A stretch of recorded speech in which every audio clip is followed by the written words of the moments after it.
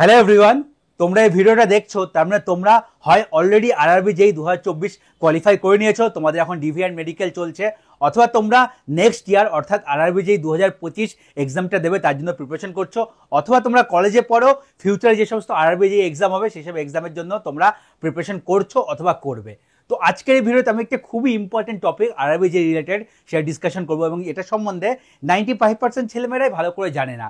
এটা হলো আরআরবি যে ট্রেনিং, এক বছরের ট্রেনিং, সেটা কি করে তোমার সম্পূর্ণ কেরিয়ারকে এফেক্ট করতে পারে। হ্যাঁ, এটা একদম সত্যি কথা। এক বছরের ট্রেনিং তোমার সম্পূর্ণ 30 বছরের কেরিয়ারকে অনেকটা এফেক্ট করে, এবং ভালো করে এক বছর ট্রেনিং করলে তোমার কেরিয়ারের মধ্যে আকাশ পাতাল পার্থক্য হতে পারে। তো আজকের ভিডিওতে আমি তোমার সঙ্গে এটাই ডিসকাস করব, এবং তোমার সঙ্গে এটাও ডিসকাস করবো যে ট্রেনিং কী কী ফেজে হয়, কিভাবে হয়, এবং তার বিভিন্ন প্রো অ্যান্ড কনস, যে তোমরা কী কী মেথড ফলো করলে তোমরা ট্রেনিংয়ে বাকির থেকে এগিয়ে যাবে। তো হ্যালো বন্ধুরা, আমি ইঞ্জিনিয়ার রাকেশ বিশ্বাস, আমি ইন্ডিয়ান রেলওয়েতে একজন সিনিয়র সেকশন ইঞ্জিনিয়ার। তাহলে চলো ভিডিওর মেইন টপিক শুরু করা যাক। তো সবার আগে আমি বলবো যে ট্রেনিংটা কেন ইম্পর্টেন্ট। দেখো, ট্রেনিংটা কেন ইম্পর্টেন্ট অনেকেই জানে না। যারা আরআরবি যেই 2024 অলরেডি সিলেক্টেড হয়ে গেছো, তারা এখন কি করছো, সবাই একটু আনন্দের মেজাজ আছো, সবাই একটু মাইন্ড অফ রিল্যাক্স আছে, ফ্রেন্ড ফ্যামিলিদের সঙ্গে হয়তো সবাই টাইম স্পেন্ড করছো, একটু খুশি আছো। হ্যাঁ, খুবই ভালো কথা, এখন খুশি থাকো, কোনো অসুবিধা নেই। এতদিন তুমি খাটাখাটনি করেছো, হার্ডওয়ার্ক করেছো, সেরকম চাকরিটা পেয়েছো, তো যতদিন না জয়েনিং করছো তুমি এনজয় করো তোমার লাইফটা, ঠিক আছে, এনজয় করে নাও। কিন্তু যখনই তুমি জয়েন করবে, জয়েনিংয়ের পরের দিন থেকে তোমার ট্রেনিং স্টার্ট হয়ে যাবে, এবং অন পেপার তোমার এক বছর ট্রেনিং হওয়ার কথা, কিন্তু সেই ট্রেনিংটা কিন্তু 14 থেকে 15 মাস অবধি চলে যায় রেজাল্ট আউট হতে হতে। এবং এই ট্রেনিংটা তোমার লাইফের জন্য মোস্ট ইম্পর্টেন্ট হতে চলছে। কেন ইম্পর্টেন্ট হতে চলছে? এই ট্রেনিংয়ের রেজাল্টের উপর ডিপেন্ড করবে তোমার সিনিয়রিটি, এবং সিনিয়রিটি হলো ইন্ডিয়ান রেলওয়ের মোস্ট ইম্পর্টেন্ট থিং। কেন ইন্ডিয়ান রেলওয়ের মোস্ট ইম্পর্টেন্ট থিং হলো সিনিয়রিটি? কারণ সিনিয়রিটির উপর ডিপেন্ড করবে তুমি কবে নেক্সট প্রমোশন পেয়ে সিনিয়র সেকশন ইঞ্জিনিয়ার হবে। এবং এখন সিনিয়র সেকশন ইঞ্জিনিয়ারের আরও প্রমোশনাল স্কোপ আছে। তুমি লেভেল 6 থেকে লেভেল 7 এসএসসি হয়ে গেলে এখানেই শেষ নয়, তোমার কাছে লেভেল 8 এসএসসি এবং লেভেল 9 এসএসসি হওয়ারও একটা অপরচুনিটি থাকবে, এবং সেটা সম্পূর্ণ ডিপেন্ড করবে তোমার সিনিয়রিটির উপরে। তুমি সিনিয়রিটি লিস্টে কত নম্বর পজিশনে আছো। তো সিনিয়রিটি লিস্টে টপের দিকে থাকার জন্য তোমাদের এই এক বছরের ট্রেনিং খুবই ইম্পর্টেন্ট হতে চলেছে। তো এই দেখো, ট্রেনিংটা তোমাদের কি করে লাইফে এফেক্ট করবে সেটা বলার আগে তোমাদের একটু ট্রেনিংয়ের যে শিডিউল সেটা সম্বন্ধে একটু ডিসকাস করে নিই। তো তোমাদের যে আরআরবি যে ট্রেনিং, সেটা মোটামুটি এক বছরের হয়। অন পেপার এক বছর, যেটা বললে একটু পরে বেড়ে যায়, 14-15 মাস অবধি চলে যায়। তো এক বছর ট্রেনিংয়ের মধ্যে কি থাকে, 6 মাস তোমার থেকে ফিল্ড ট্রেনিং, আর 6 মাস থেকে তোমার যেটা হচ্ছে কি ক্লাসরুম ট্রেনিং। এবার যে ক্লাসরুম ট্রেনিং আর ফিল্ড ট্রেনিং দুটোই আবার দুটো ফেজে হয়, ঠিক আছে। ক্লাসরুম ট্রেনিং তোমার যেটা হয় 3 মাস অথবা 4 মাস 2 মাস, এবার ডিপার্টমেন্ট টু ডিপার্টমেন্ট ভ্যারি করছে, ঠিক আছে। সিমিলারলি ফিল্ড ট্রেনিংও 3 মাস অথবা 4 মাস 2 মাস এরকম করে তোমাদের ভ্যারি করবে, ঠিক আছে। তো দুটো হলো, একটা ফিল্ড ট্রেনিং, একটা তোমাদের ক্লাসরুম ট্রেনিং। ক্লাসরুম ট্রেনিং বিভিন্ন ডিপার্টমেন্ট ওয়াইজ আলাদা আলাদা জায়গায় হয়। যেমন যারা কলকাতার আশেপাশ থেকে সিলেক্টেড হয়, eastern railway, south eastern railway, metro railway Kolkata, যা তোমার আশেপাশের যেগুলো আরআরবি রাঁচি পাটনা, এখান থেকে যারা সিলেক্টেড হয় সিভিল ইঞ্জিনিয়ারিং স্টুডেন্ট, তাদের বুলি ধানবাদ, যেটা ধানবাদের মধ্যে বুলি বলে একটা জায়গা আছে, ওয়াসেফপুর এরিয়ার আন্ডারে আছে, ঠিক আছে। সেখানে তোমাদের যেটা বলতে পারো থিওরি ট্রেনিংটা হয়, যেটা তোমাদের কি বলে, যেটা বলা থিওরিটিক্যাল ট্রেনিং, যেটা হয় 6 মাস। তো 6 মাস তোমার ওখানে হোস্টেলে থেকে তোমার ট্রেনিং করতে হবে, ঠিক আছে, সেটা বলে ক্লাসরুম ট্রেনিং। আর বাকি 6 মাস তুমি যে ডিভিশনে তোমার পোস্টিং হবে, ইনিশিয়াল পোস্টিং ট্রেনিংয়ের সময়, সেখানে তোমার ট্রেনিং হবে। এবার ট্রেনিংয়ের সময় হয় তোমাকে একই জায়গায় রেখে দিতে পারে পুরো 6 মাস, অথবা তোমাকে প্রত্যেক মাস অন্তর অন্তর 2 মাস অন্তর তোমাকে রোটেট করে বিভিন্ন জায়গায় দিতে পারে, যাতে সব কাজ তুমি শিখতে পারো, সব ধরনের কাজ তুমি শিখতে পারো, ঠিক আছে। তো এই যে ট্রেনিং আছে, এই ট্রেনিংয়ের উপর ডিপেন্ড করবে তোমাদের ট্রেনিং করলে ট্রেনিংয়ের শেষে এক্সাম হয়। যেমন তোমার ফিল্ড ট্রেনিংয়েও এক্সাম হয়, তোমার যেটা ক্লাসরুম ট্রেনিং সেখানেও এক্সাম হয়। ফিল্ড ট্রেনিংয়ের যে এক্সাম সেটা 200 নম্বরের হয়, ক্লাসরুম ট্রেনিং 300 নম্বরের হয়। তার মধ্যে ট্রেনিং প্লাস ইন্টারভিউ দুটো ইনক্লুড আছে। সিমিলারলি ফিল্ড ট্রেনিংও ট্রেনিং প্লাস ইন্টারভিউ দুটো ইনক্লুড আছে। তো যেটা আমার যতদূর মনে আছে, আমাদের ট্রেনিং হয়েছিল ক্লাসরুম ট্রেনিং দুটো এক্সাম, ফিল্ড ট্রেনিং দুটো এক্সাম নিয়েছিল, আমাদের সিনিয়র ডিভিশন ইঞ্জিনিয়ার স্যারই নিয়েছিলেন, দুটো এক্সাম নিয়েছিলেন। এবং তারপর একটা ইন্টারভিউ হয়েছিল, টোটাল 200 নম্বর ছিল, 100 100 পেপার 1, 100 পেপার 2 ইনক্লুডিং ইন্টারভিউ। অথবা কেমন ডিভাইডেড ছিল মার্কস, আমাদের ওরকম ডিস্ট্রিবিউট করেনি, টোটাল 200 নম্বরে একটা মার্কস হয়, ঠিক আছে। দুটো পেপার নিয়েছিল, একটা ইন্টারভিউ নিয়েছিল, এবং সেই মার্কসটা ধানবাদে পাঠিয়ে দেওয়া হয়। এবং ধানবাদে যেটা হয়, ধানবাদে হয় 300 নম্বরের এক্সাম। 300 নম্বরের মধ্যে দুটো রিটেন এক্সাম হয়, এবং একটা তোমাদের ভাইভা এক্সাম হয়। তো ওইদিকে হলো 300, এদিকে 200, 500, টোটাল তোমাদের 500 নম্বরের এক্সাম হয়। এই 500 নম্বরের এক্সামে যে যত ভালো স্কোর করতে পারবে, বেটার স্কোর করতে পারবে, তার র্যাঙ্ক তত উপরে হবে। এবার এখানে র্যাঙ্কিং কেমন করে হয়, তুমি ধরো এখন আরআরবি যেই কলকাতা থেকে সিলেক্টেড হয়েছো, কলকাতা জোন থেকে, তো তোমার আর কলকাতার র্যাঙ্কিং ম্যাটার করছে না, তোমার র্যাঙ্ক 1 ছিল না, র্যাঙ্ক 100 ছিল, ম্যাটার করছে না, ঠিক আছে। তোমার ধরো ইস্টার্ন রেলওয়েতে তুমি পেলে, অথবা তুমি সাউথ ইস্টার্ন রেলওয়েতে পেলে আরআরবি যেই থ্রু দিয়ে কলকাতা জোনে, ঠিক আছে। ইস্টার্ন রেলওয়ে তুমি যেমন আমার এক্সাম্পল দিচ্ছি পিওএ, ইস্টার্ন রেলওয়েতে তুমিও পিওএ পেলে। এবার ইস্টার্ন রেলওয়ে পিওএতে তোমাদের ধরো 40 জনকে রিক্রুট করা হয়েছে। এবার তোমার কম্পিটিশন সেই 40 জন, আর বাকি ওয়ার্কস, ডিজাইন, ড্রয়িং তারা তোমার কম্পিটিশন থাকলো না। তোমাকে এই 40 জনের মধ্যেই কম্পিট করতে হবে। তোমার ট্রেনিংয়ের রেজাল্ট যেটা হবে এই 40 জনের সঙ্গে কম্পেয়ার করা হবে। তোমার সাউথ ইস্টার্ন রেলওয়ের ছেলেমেয়েদের সঙ্গে কম্পেয়ার করা হবে না। সাউথ ইস্টার্ন রেলওয়ের ছেলেমেয়েরা তোমার সঙ্গে একসঙ্গে ট্রেনিং করতে পারে, একসঙ্গে তোমাদের লিস্ট রেজাল্ট আসতে পারে, কিন্তু তোমার সিনিয়রিটি আলাদা হবে, তাদের সিনিয়রিটি আলাদা হবে, কারণ তারা সাউথ ইস্টার্ন রেলওয়ে, তুমি ইস্টার্ন রেলওয়ে, এবং তোমার সিনিয়রিটির উপর ডিপেন্ড করবে তোমার প্রমোশন কবে হবে, ঠিক আছে। তো এই যে লিস্ট হলো সিনিয়রিটি লিস্ট, এটা তোমার শুধু এটা ক্লিয়ার থাকা দরকার, তোমার ইস্টার্ন রেলওয়ের পিওএর উপর যতগুলো তোমাদের স্ট্রেংথ আছে তার উপর ডিপেন্ড করে তৈরি হবে। এবং ফিল্ড ট্রেনিং তোমাদেরকে হলো, ফিল্ড ট্রেনিং যেটা হয় খুবই ইজি হয়, নর্মাল জিনিস, খুব টাফ নয়, নতুন তো কিছু তোমরা শিখবে। এবং যেটা ফিল্ড ট্রেনিংয়ে সিনিয়র ডিভিশনাল ইঞ্জিনিয়ার জেনারেলি যে কোশ্চেন করেন তোমার খুবই ইজি। যারা ফিল্ড ট্রেনিং একটু ভালো করে করবে তারা ফিল্ড ট্রেনিং সেই স্কোর ইজিলি করতে পারবে, ওখানে স্কোর করে দিতে পারবে। এবং ফিল্ড ট্রেনিংয়ে যারা তোমরা শিখবে সেগুলো থেকে ইন্টারভিউতে স্যার জিজ্ঞাসা করেন, আমাদের যেটা করেছিল সেখান থেকেই। প্লাস তোমাদের একটা ডায়েরি মেনটেন করতে হবে ডে 1 থেকে। কেমন করে মেনটেন করবে এটা সব থেকে ইম্পর্টেন্ট। ফিল্ড ট্রেনিং অনেকে ডায়েরি মেনটেন করে না, সেটা তার নম্বরটা কম চলে আসে। যেদিন থেকে ট্রেনিং করবে ডায়েরি মেনটেন করবে, ডায়েরি সব থেকে উপরে আপার রাইট কর্নারে তোমরা ডেট লিখবে, এবং সেদিন তোমরা কী কী ট্রেনিং করলে সব নোট ডাউন করবে। কম লেখো বেশি লেখো, পুরো ডায়েরিতে নোটিং করতে হবে, ঠিক আছে। তোমরা বলতে পারো স্যার এখন তো ফোন এসে গেছে, ফোনে নোট করে নেবো, ফটো তুলে নেবো, সেটা তুমি করতেই পারো। কিন্তু যারা পুরনো অফিসার বা তুমি এখন রেলওয়েতে যখন কাজ করবে, ডায়েরি একটা ফিজিক্যাল হার্ড কপি প্রচুর ভ্যালুয়েবল। ডায়েরি তুমি যা যা নোট করে সে তোমার কাছে একটা রয়ে গেল হার্ড কপি হিসাবে, এবং অনেক সময় তোমার সেই হার্ড কপির ডাটাই অনেক সময় কাজে লেগে যায়। তুমি যখন চাকরিও করবে তখনও তুমি দেখতে পারবে। সেজন্য সবাই হার্ড কপি রাখে একটা ডায়েরি। আমারও নিজস্ব ডায়েরি আছে যেখানে আমি ডেলি ডাটা মেনটেন করি, কী কী কাজ করলাম কি না করলাম, কখন অফিসে গেলাম, কখন অফিস থেকে বেরোলাম, অফিসে আমি কী কী করলাম, শর্টে একটা ডায়েরিতে মেনটেন করি। এক পেজে আমার আজকের ডেইলির প্রোগ্রেস থাকবে। তাছাড়া তুমি বিভিন্ন মেজারমেন্ট ডাটা তুললে সেগুলো আলাদা কথা, সেগুলো সেই ডায়েরিতে তোমরা মেনটেন করলে, নোট ডাউন করলে। তো ডায়েরি মেনটেন খুবই ইম্পর্টেন্ট। তোমার ডায়েরি ভালো করে মেনটেন থাকলে তোমার ফিল্ড ট্রেনিংয়ে তুমি ম্যাক্সিমাইজ স্কোর করতে পারবে, ঠিক আছে। তো ডায়েরিটা খুব ভালো করে মেনটেন করতে পারবে। এবং আমি দেখো বাংলায় সব কিছু বলছি, বাঙালি স্টুডেন্টদের জন্যই বলছি। চাই যারা বাঙালি স্টুডেন্ট আছে তারা চাকরি পেয়েছে, যা কলকাতায় ইস্টার্ন রেলওয়ে হোক, সাউথ ইস্টার্ন রেলওয়ে হোক বা অন্যান্য জায়গায়, তারা এই জিনিসগুলো জানুক, প্রথম থেকে বুঝুক, যাতে প্রথম থেকে তাদের ট্রেনিংয়ের ফোকাস দেয় এবং তারা যাতে সিনিয়রিটির প্রথম দিকে নাম আসে। তাহলে কি হবে, তাহলে তারা প্রথম দিকে প্রমোশন পাবে এবং তাদের কেরিয়ারের স্কোপ অনেকটা বেড়ে যাবে। এটুকু বলতে পারি যে তুমি যদি প্রথম দিকে প্রমোশন পেয়ে যাও, আর যে মিডিল লেভেল লাস্টে প্রমোশন পাবে, তোমাদের ওভারঅল 30 বছরের কেরিয়ারের পরে তোমার যে টোটাল স্যালারি রেলওয়ে থেকে পাবে তোমরা প্রায় 1 কোটি টাকার মধ্যে ডিফারেন্স হয়ে যাবে তোমাদের দুজনের স্যালারির মধ্যে। 1 কোটি বা তারও বেশি ডিফারেন্স হতে পারে, এটা এক রিয়ালিটি।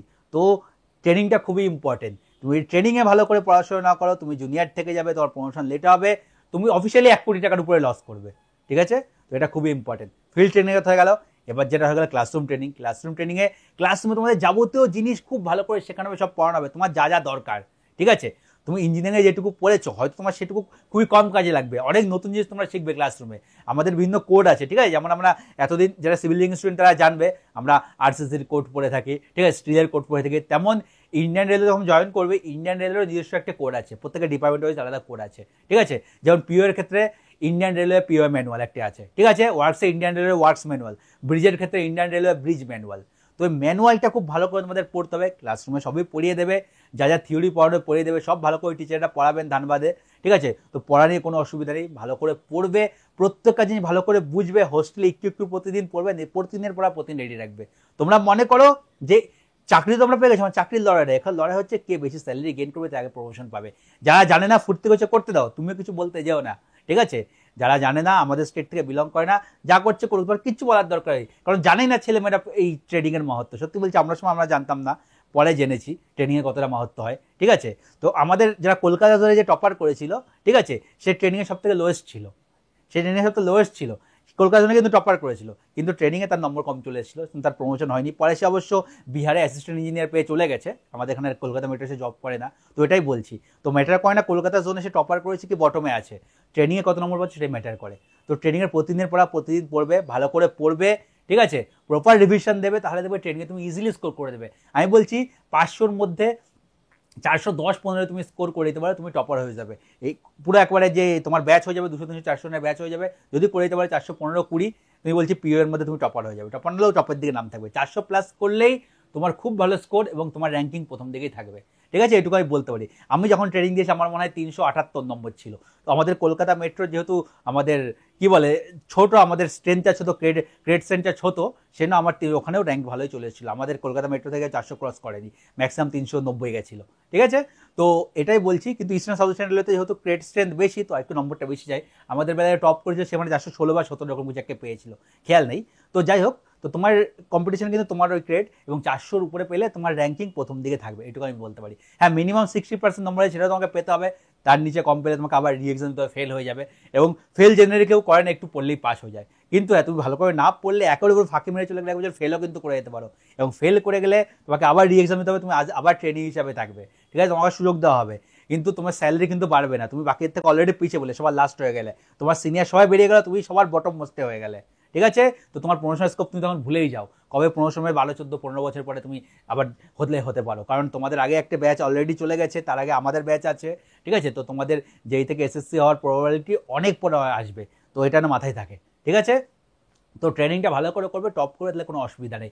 এবার বলছি যে তোমাদের হয়ে গেল ট্রেনিং কি করে তোমাদের এফেক্ট করবে। ট্রেনিংয়ে ভালো নম্বর পেলে, তো ট্রেনিং নম্বর পেলে তোমার সিনিয়রিটি ধরো 4-5 নম্বরে নাম আসলো, 40-এর মধ্যে তোমার 4-5-6-7 নাম আসলো। যখনই 4-5-6 নাম আসলো, যখনই দেখবে তোমাদের মিনিমাম যে সার্ভিস পিরিয়ড, মানে আফটার ট্রেনিং কমপ্লিশনের পরে 2 বছর হচ্ছে মিনিমাম সার্ভিস পিরিয়ড, যেটার পরে তোমরা এসএসসি হওয়ার জন্য এলিজিবল হবে। যে এলিজিবল হবে দেখবে কিছু ভ্যাকেন্সি অলরেডি রয়ে গেছে, কারণ তোমরা যে জয়েন করেছো গ্রেড স্ট্রেংথ বেড়েছে, তোমাদের আগের ব্যাচে সবাই প্রমোশন পেয়ে এসএসসি হয়ে গেছে, এবং তোমাদেরও টপ 10 জন 15 জন বা 5-7 জন হলেও এসএসসি হওয়ার জন্য এলিজিবল হয়ে যাবে। এবং যেই তোমাদের টাইম পিরিয়ড কমপ্লিট হবে, তোমরা সঙ্গে সঙ্গে এসএসসি হয়ে যাবে। যে এসএসসি হয়ে যাবে, আমি আমার একটা স্যালারি স্লিপ কম্পেয়ার করে পুরোনো ভিডিওতে দেখেছি, সঙ্গে সঙ্গে তোমার একটা স্যালারির মধ্যে কিন্তু যেই থেকে 8-10 হাজার 12 হাজারের পার্থক্য চলে আসবে। আমি তোমাকে দেখেছিলাম আমার ব্যাচেরই আমার সঙ্গে যে জয়েন করেছে আমার কলিগ যেই আছে, তার 12 হাজার টাকার কিন্তু স্যালারি ডিফারেন্স আছে, বেসিক স্যালারি ডিফারেন্স।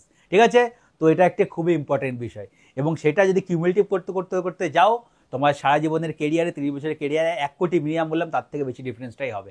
ঠিক আছে, তো ট্রেনিংটা তোমার জন্য খুবই ইম্পর্টেন্ট। যেই তুমি এসএসসি হয়ে গেলে, তো তুমি বাকির থেকে এগিয়ে গেলে অলরেডি। এবার ধরো আরও পরে জয়েন হবে, এসএসসির মধ্যে প্রমোশনাল স্কোপ আছে লেভেল 8, লেভেল 9। লেভেল 8, লেভেল 9টা একটা আমি বেসিক বলে দিচ্ছি, ডিটেলসে যদি তুমি জানতে চাও এসএসসির প্রমোশনাল স্কোপ, যদি তোমরা এইএন না হলে কী কী আছে, ডিটেলস আমি একটা ভিডিও বলে দেবো, বানিয়ে দেবো, সেটা তোমাদের ডিটেলসে লিখে সব বলে দেবো। তো আজকে আমি বেসিক বলে দিচ্ছি। ইন্ডিয়ান রেলওয়ে 2022-এর নভেম্বরে একটা লেটার এসেছিল, মানে প্রমোশন কী করে আমাদের এসএসসিদের দেওয়া যায়, কারণ এসএসসি পরে আমাদের প্রমোশন বন্ধ। তো নন ফাংশনাল প্রমোশন মানে কি বলো, তোমার স্যালারি বাড়বে কিন্তু এসএসসি থেকে গ্রেড বাড়বে না। ঠিক আছে, তো সেটা কি করে আমি বলে দিচ্ছি, যে 2022-এর নভেম্বরে একটা লেটার এসেছিল, সেদিন থেকে এফেক্টিভ। যারা তোমার টোটাল এসএসসি আছে, ধরো আজকে ইস্টার্ন রেলওয়েতে বা মেট্রোর কথাই বলছি, মেট্রোতে আমার যে ক্যাডার আছে সেখানে আমার 50 জন এসএসসি আছে। 50 জন এসএসসি ছিল, এসএসসি সবাই লেভেল 7। ঠিক আছে, এমএসএপি যেটা হয় সেটা আলাদা দিয়েছি, এমএসএপিটা আমি ধরছি না, এসএসসি সবাই লেভেল 7। এবং তাদের মধ্যে 2022-এর নভেম্বর মাস থেকে 50% মানে 25 জনকে তোমার লেভেল 8-এ প্রমোশন দিয়ে দেওয়া হয়েছে। এবং রেলওয়ে বলছে, ইন্ডিয়ান রেলওয়ে বলছে, যারা টপ এসএসসি আছে, টপ 50%, তাদেরকে মানে যারা সিনিয়র এক কথায় বলতে গেলে, তাদেরকে 50% অব্দি লেভেল 8-এ প্রমোশন দেওয়া হোক। এবং সেই হিসাবে যারা 50% ছিল প্রমোশন পেয়ে গেছে অলরেডি।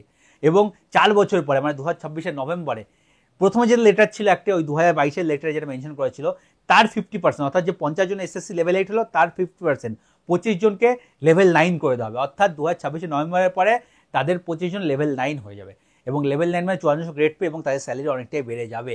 এটা ছিল আগে অবধি, কিন্তু 2025-এ একটা রিভাইজ লেটার এসছে। এই লেটার আমি ডিটেলস দিয়ে তোমাদের পরে একটা ভিডিও বানিয়ে বলে দেবো, তোমরা যদি চাও নিচে কমেন্ট করে জানাও যে ডিটেলস জানতে চাই, আমি বানিয়ে দেবো।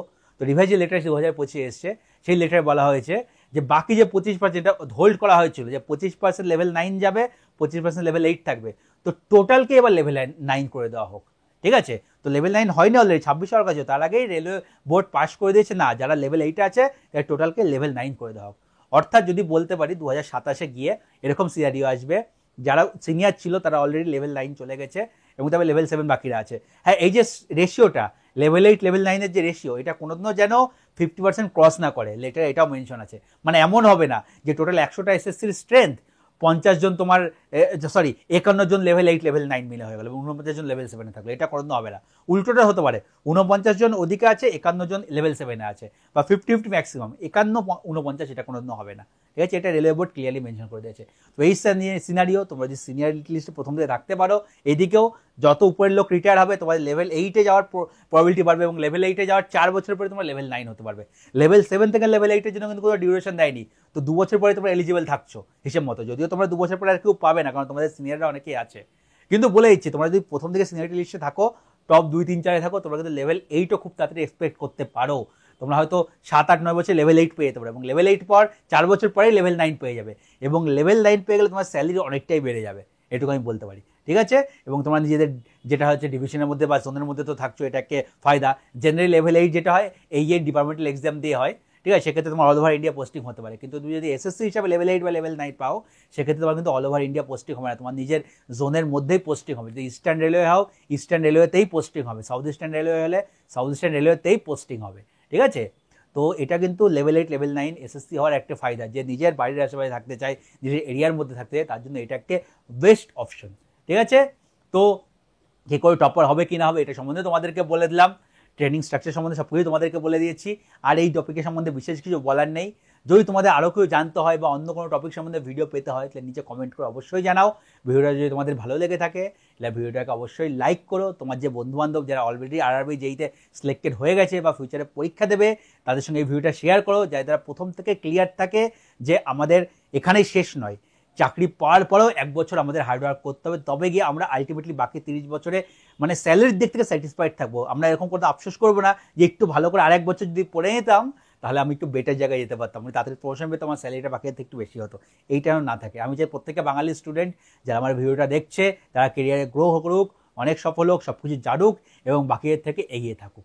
তো আজকের ভিডিওটা আমি এখানেই শেষ করছি। খুব শিগগিরই নতুন একটা ভিডিওতে তোমার সঙ্গে আবার দেখা হচ্ছে। টাটা।